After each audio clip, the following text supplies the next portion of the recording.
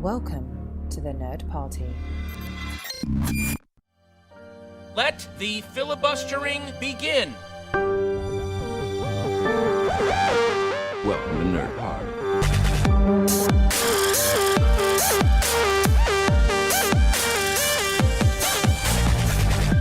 Hello and welcome to Filibuster here on the Nerd Party Network. I'm your host for today's episode, Lee Hutchison. I really hope that you're enjoying our Marvel Cinematic Universe series that we've just kickstarted here on the network. But during this time, you'll still be getting an extra dose of filibuster, so stay tuned for interviews, reviews and chat in between those episodes. I'm quite excited to share today's episode with you. It's a new interview and we sat down with post-hardcore band Hell is for Heroes. Hell is for Heroes have been toured in the UK this past month, celebrating the 15th anniversary of their most popular album, the Neon Handshake. Hell is for Heroes lead singer Justin and drummer Joe met with me and co-host Lesley Black before their anniversary show in Glasgow. Support band A can be heard warming up in the background during our chat. Hopefully this doesn't affect your listening too much. Hope you'll enjoy the show, and thanks again to Hell is for Heroes for talking with us. And if you want to reach out to us, you can find us on Twitter at Join Nerd Party, on Facebook /The Nerd Party, and you can reach out to myself at Lee_Nostromo. I'd love to hear what you think of our interview, and just if you've got any other feedback or anything you'd like to share, it would be great to hear with you. So hopefully you'll enjoy the show. So we reached out to you because we were fans, you know, in the early 2000s, like Hell is for Heroes, bands like that were who we were going to go see and rocking out to. And we booked tickets as soon as we saw this was announced. It was like, you know, it's almost like a pilgrimage to kind of our youth. What was it that inspired you to do like a 15th anniversary tour of the kind of Neon Handshake that obviously the band had been apart for a while and now it's, you know, back together again? Why now? I don't know really. I guess we just kept getting hassled and eventually thought, why not? We did some shows with 100 Reasons a few years ago that were like surprisingly a lot of fun and surprisingly successful in all ways really, and I think we just thought actually we could do it again and it would be nice to do our own show, and it's all come together really, really nicely. I mean, it's always a surprise that people, you know, still remember us because we haven't been obviously an active band for a while, but I think, you know, there is something about that record that you know, I think it's the honesty or simplicity of the songs really that is quite easy to reconnect with. So I think when we got back in the rehearsal rooms, it was quite surprising that, you know, the songs still, you know, we were still feeling it. And I think by the looks of it, you know, the people who come to the shows are too. Yeah, and was there like any fears for the two of you? Is that, like you're saying, you've not been an active band for a while, and like, right, are people actually going to buy the tickets? Have the fans that came along to our shows, have they moved on to like Ed Sheeran or something like that? Did you have any anxiety? All of those, yeah, definitely. I think the main fears, when we spoke to the agent, they were like, right, we want to put you in these venues and we want to put you in Shepherd's Bush Empire and, you know, this place here, and we were like, he's punching so far above his weight. We were like trying to rein in his kind of expectations, but we've kind of been very pleasantly surprised at the amount of kind of traction it's had. And, you know, we've played the biggest shows I think ever in Bristol and Manchester and London. We're doing a couple of nights. I mean, obviously we've got a great bill, which helps, I think, because people are, you know, see that and think, oh, you know, I remember A and Vex Red and you know, and yeah, it's you know, we're really kind of touched, I guess, that, you know, it's happened this way, which is a nice surprise, I guess. But it's pretty weird actually. I think the last time we headlined a show in Glasgow, we were playing like the Barfly or something, just like a little club, and you know, I think I've got a friend who works in music retail who said that, you know, every so often they get like teenagers coming in asking for a record, and so that is surprising. I think people also think that somehow that we were like a much bigger band than we were. And it's just like, it's kind of, you know, I guess what happens when you sort of disappear for a few years and it becomes this thing that is in the sort of mystical past, and I guess it's just, yeah, it makes it kind of exciting. What was it like getting the band back together? Like, obviously you've been inactive, you've probably gone on and done other things. What was it like bringing everyone together? Was it like thinking like this could be like a big holiday, we're all going to get back together, hit the road, or was it a challenge to get everyone involved? I think it's hard to get everyone together these days, you know, because everyone's got different lives and, you know, kids and all that stuff. But once we got back together, I think it was like weirdly normal. It didn't feel like that there was this sort of extended gap of however many years. It just felt like, you know, we just picked up pretty much where we left off. What have you found that has changed in 15 years? Like the band itself, you know, it's kind of picking up where you left off, but the music industry feels like it's hugely changed, or it's come back in circles. You know, there's streaming, and then there's vinyl. You know, there's more importance now on live gigs. What have you kind of found that's changed on the road in those 15 years? Well, good question. I mean, I guess for a band like us, it's like, you know, when we started off, streaming wasn't a sort of a big thing, and, you know, it was still very much in the record label pushing you to radio and MTV and stuff like that. Nowadays, obviously, you've got so many different more outlets, and so many ways to connect directly with people. That I think that, you know, there are alternative avenues for people to, you know, forge a career and, you know, forge an identity, which, you know, we're not an especially active sort of band in that world. You know, we sort of dipped our toes in the water, but, you know, you could see that that's the way people sort of seem to be, you know, the different platforms they're consuming, it's a horrible word, but it's the way that people are finding out about stuff. And I think that's great. You know, it's like, I'm old enough to remember passing around a mixtape, you know. I think we still are. It's like, oh, here you are, record, you know, here's like 6 songs, play and record, and it's like, it's not all that long ago. I remember getting a copy of Kerrang, and it had a video, and it actually had night vision on it, and like a few others. I know, that's crazy.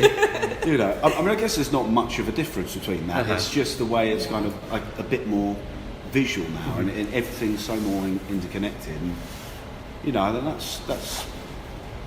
that's pretty good, but I'm the last person to ask about social media and stuff like that. Because I think the connection you've almost had to the past, when like I was doing a bit of research, went onto Wikipedia today, and like the official link to your main webpage is like a MySpace page on Wikipedia, and I was like, wow, that is like back to that kind of era of when like MySpace really was the kind of push and drive for people finding new music, whether it was the Arctic Monkeys or Hell's for Heroes. I was like, wow, that's their official link on the Wikipedia. We should probably update that. We'll get the tech guy in here just now. Can we get the computer person to...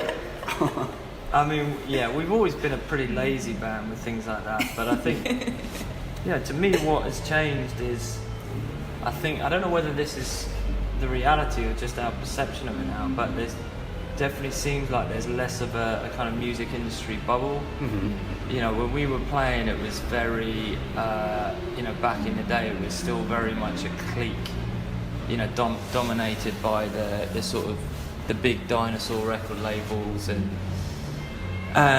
you know, and it was kind of, I guess, fun to be a part of it for a while, but I think we were always pretty conscious that it was caught up in its own self-importance. And I think nowadays there does seem to be more opportunity, certainly for bands like us, to kind of do music outside of that, and that's quite liberating. And one thing I've been quite curious about, like a few months ago when we were talking about this, I went to an Idlewild 15th anniversary tour at the remote part, and it all looked like people that, you know, I'd gone to probably gigs alongside years ago, and now they were in the suits and shirts, and they were still finding an excuse to get a mosh pit going on when a rock goes on. What's the difference when you perform now, looking out on the crowd, than perhaps, you know, the early 2000s? Subtly aged. Good luck the band members. But surprisingly little, really. I mean, the shows that we've done have the kind of experience of it just feels exactly the same. You know, I sort of thought, I did have this thought, like, you know, does anyone actually listen to rock music anymore? But I just think it's hard not to be moved when you're in a room and you've just got a shit fire of noise blasting at you from the stage, you know, and good songs. And I just think that will never change, really. I was chatting to a couple of people last night after the show in Birmingham, and you know, he was saying, we came to see you 15 years ago, and this is like one of the first records we ever bought and stuff like that. And you know, it's kind of like, that's sort of the priceless side of it, that people have kind of got this thing which is in their life, which, you know, they revisit and it's meaningful to them, and it's still got a place in them. And I think, you know, that's what makes these sort of gigs special, because it does feel like a communion of sorts between us and everyone there, because they've grown up with the record, and it's obviously a big part of our lives.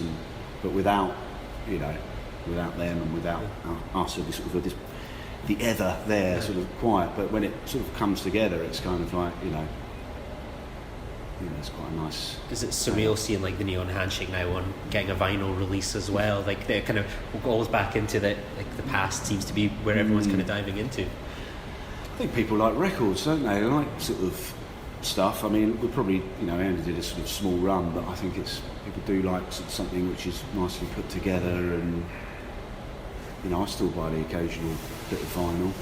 It's just quite nice to have something other than on your phone. Yeah, of course. It's nice, you know.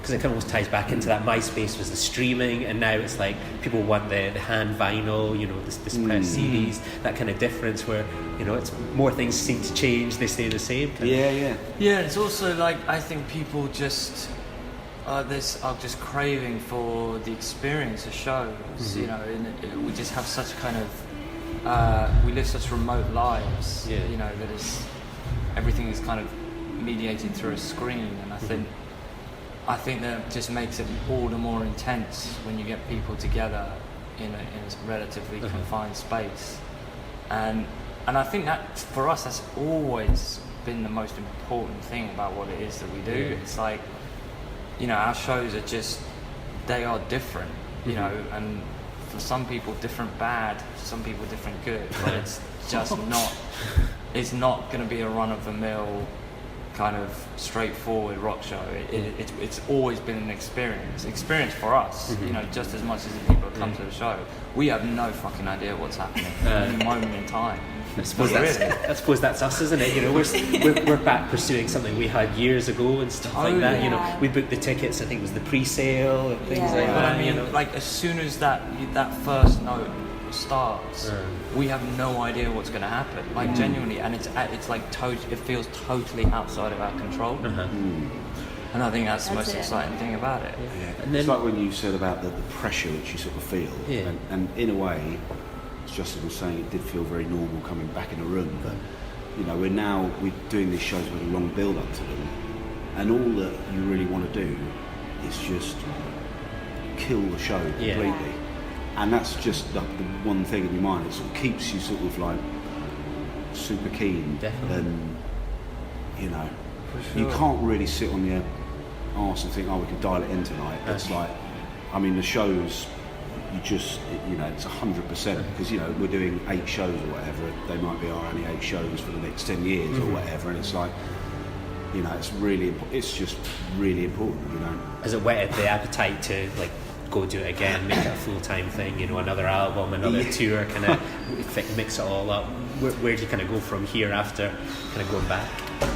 I don't know, man. I mean, I don't think we're even thinking about it. I mean, you know, as I say, we all have different lives, but I think it's definitely sort of reawakened something that, you know, whether that means we go and write some more songs, or, you know, we pop back and do the odd show now and then, or whether it fills us out into nothing. I've no idea, but it, you know, it feels kind of fresh, and it feels raw, and it feels like honest. You know, I think that the people would know if they came to the shows.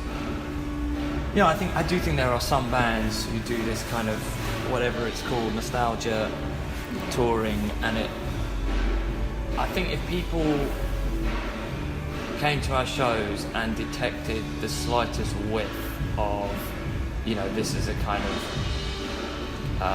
contrived, you know, or, you know, they're trying to kind of be something that they were 10 years ago, I think that would kill it dead, you know, for us immediately. And that, you know, so far it does just feel completely natural, you know, and it's, as I say, it comes back partly to the songs, but it's quite easy to reconnect with, and you know, all you need to do to pull off these shows is just, you know, play from the heart. You know, that's it, and that's what it feels like. And I think, you know, the moment that it starts to feel like actually we're trying to be a band that we used to be, or trying to be a band that we're not, then A, the people who come to our shows will know about it, and B, we'd know about it. Yeah, so. absolutely. Have you got any questions you want to add in, Lesley? I just want to know what you're most excited about playing tonight. Which song are you really looking forward to? I know which one I am. Oh, really? Which ones? I Can Climb Mountains. Ah, 5 Kids Go for me. Really? Oh, yeah, I love 5 Kids Go. So it's on my running playlist. It's like, Nice. There's quite a lot of like Hell's for Heroes songs, like I Can Climb Mountains, You Drove Me to It, 5 Kids Go.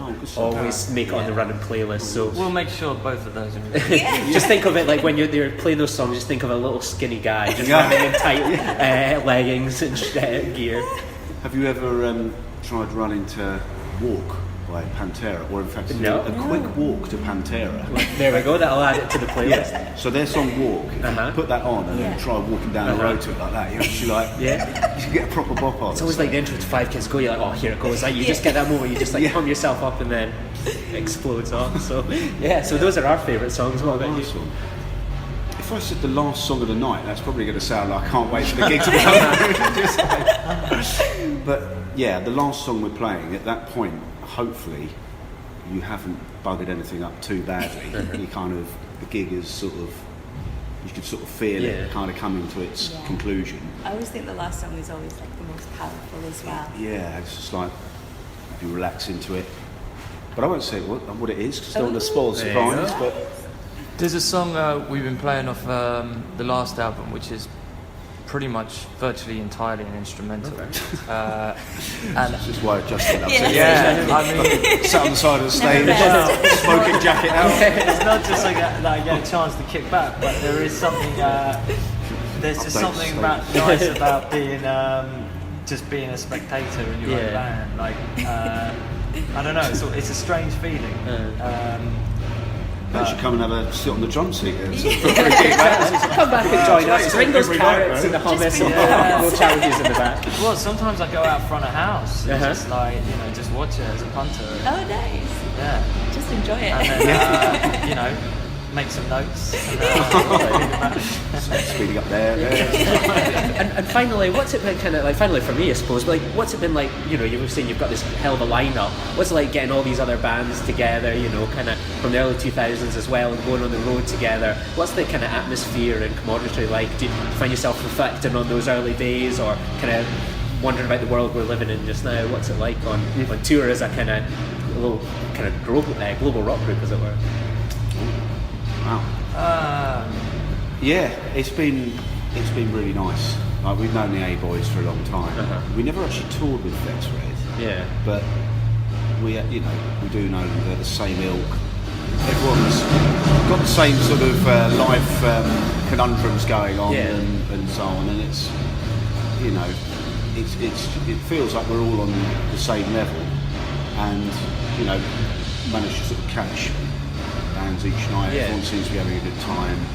We're getting into the swing of it now. We're about 2 or 3 shows in. 3 shows in. There's definitely no dramas, which is one of the good things about. Is that different from the olden days then? Yeah, like, I think like when you're kind of young and doing this thing, it's like very easy to get just caught up in the whole sort of ego fueled mania of it, and that produces certain kind, you know, you're always kind of like, oh, are they like trying to get one over us, or you know, is my, you know, have we got a long enough sound check, or is there, you know, a big enough rider, and you know, it's just, I think now we just realise all of that is just bullshit. It just feels like much more of a good time. Sounds like it's a hell of a note 10 on it. Lesley, you got any last questions? No. Plus the rider is great. Absolutely, we're enjoying some carrots, we're enjoying some hummus, we're enjoying some beers. You know, it's surreal for us thinking, you know, we watch you on stage and here you are. We're all kind of sat at a table together. It's crazy. It's childhood. Absolutely. So thank you so much for joining us today. I really Tell us appreciate about your podcast. Yeah, so I've been doing my part for 2 years now. So we do interviews with people from kind of all around the world. So we do a lot of film festivals, and kind of I like to seek out people that I'm interested in talking to, or I think I've got a bit of an interesting story. So I interviewed last week, I don't know if you're familiar with him, Brian Husky.